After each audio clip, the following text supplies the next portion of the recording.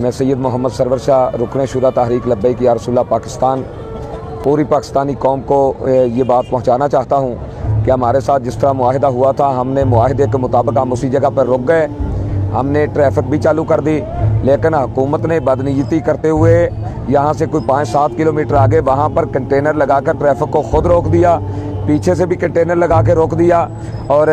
جس طرح وہ پورا جی ٹی روڈ ہے اس سارے کو ابھی تک مکمل بند کیا ہوا ہے، ٹریفک خود روکی ہوئی ہے۔ ڈالنا ہم پہ چاہتے ہیں، ہم نے تو ٹریفک چلا دی، لیکن آپ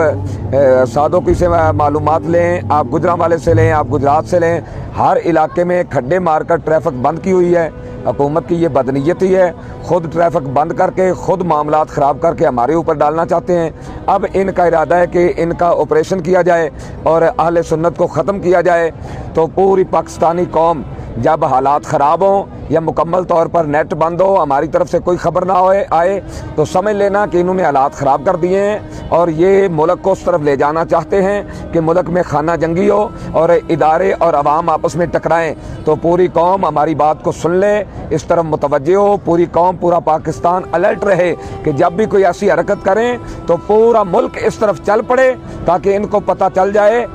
کہ حضور کے غلاموں پر ظلم قوم برداشت نہیں کر سکتی۔ کو یہ بات بتا دینا چاہتا ہوں کہ تحریک لبیک یا رسول اللہ کے کارکنان ذمہ داران کا پہلے بہت خون بہہ چکا ہے، اور جن لوگوں نے خون بہایا یہ بھی پوری قوم جانتی ہے، لیکن اب اگر ہمارا خون بہایا گیا، ہم پہ گولیاں چلائی گئیں، یہ ظلم کا بازار گرم رکھا گیا، تو پوری قوم اس کا بدلہ بھی لے گی، میدان عمل میں بھی آئے گی، اور پوری قوم ہر لمحہ الرٹ رہے کسی بھی ہنگامی حالات کے لیے۔ تاجدار ختم نبوت من سب نبیا من سب نبیا من سب نبی